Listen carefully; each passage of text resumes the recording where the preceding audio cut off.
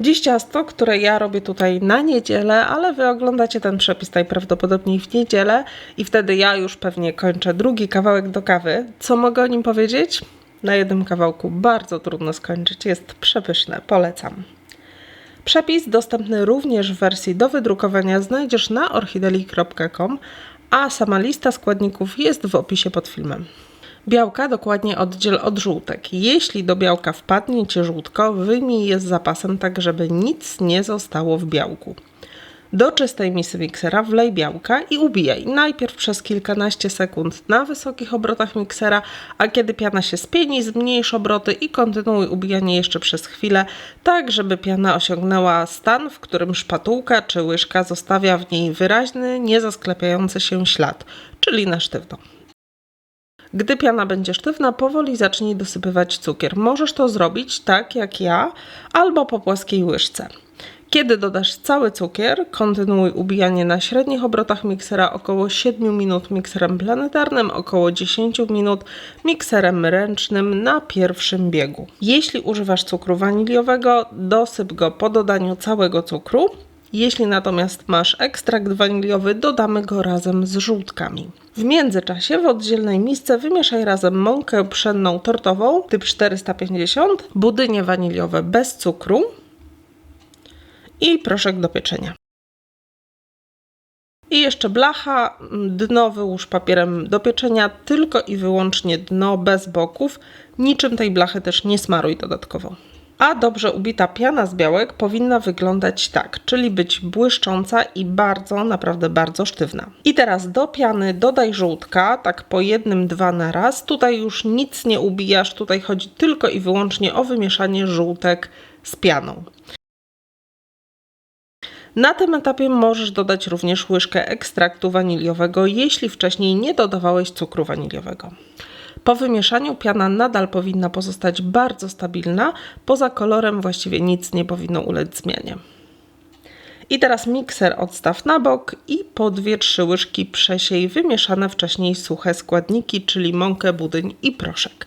Wiem, że pokusa przyspieszenia i dodania prosto z miski jest nieodparta, ale całość, w zależności od użytego budyniu, może się zbrylać i w momencie, kiedy nie przesiejesz, to potem możesz mieć grudki mąki ziemniaczanej w biszkopcie. Całość wymieszaj, delikatnie sięgając dna. Kiedy wymieszasz pierwszą partię mąki z budyniem, dodaj kolejną porcję i znów całość wymieszaj i postępuj tak, aż dodasz całą mąkę z proszkiem i budyniem. Na koniec ciasto powinno być wyraźnie sztywne i mieć prawie taką samą objętość jak po ubiciu białek. Jeśli u Ciebie wygląda to inaczej, białka były źle ubite, albo za długo, bądź za wysokie obroty miksera, albo za krótko. Biszkopt, w zależności od objętości tego, co Ci w takiej sytuacji pozostało z piany, wyjdzie prawdopodobnie niższy i raczej zbity. Ale zakładamy, że wszystko poszło dobrze. Ciasto przełóż do blaszki, wyrównaj i od razu wstaw do nagrzanego piekarnika na drugi poziom od dołu. Całość piecz przez 35 do 40 minut w zależności od piekarnika.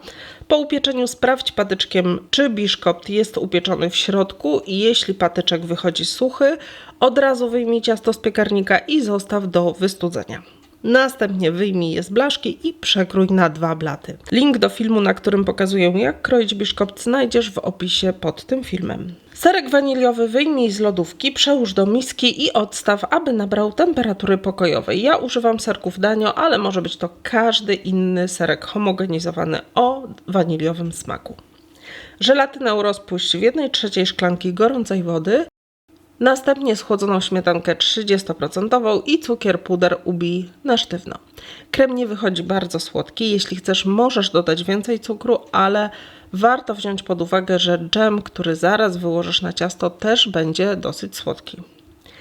Gdy bita śmietana będzie gotowa, do serka dolej gorącą żelatynę i całość sprawnie wymieszaj. Uwaga, jeśli żelatyna będzie za bardzo wystudzona, ma być gorąca, przypominam, lub serek będzie prosto z lodówki, całość szybko się zsiądzie i będzie trudno połączyć później serek ze śmietanką. Wymieszany z żelatyną serek od razu wlej do ubitej śmietanki i bardzo krótko wymieszaj. Jeżeli masz wątpliwości, aby nie przebić śmietanki, możesz to zrobić ręcznie dużą łyżką albo trzepaczką. Biszkopt nasącz połową ponczu. Składniki na poncz znajdziesz, przypominam, w opisie pod filmem. Na wierzch wyłóż dowolny dżem. Ja tutaj mam słoiczek dżemu Agrest Kiwi i słoiczek dżemu morelowego, każdy po 280 gramów. I oba układam na zmianę, tak żeby kolory się trochę przemieszały. Na dżem wyłóż cały krem. U mnie już trochę zaczął zastygać, więc warto pracować sprawnie.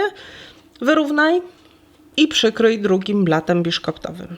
Wierzch biszkoptu nasącz i już na sam wierzch wyłóż kolejny słoiczek dżemu. U mnie jest to dżem morelowy.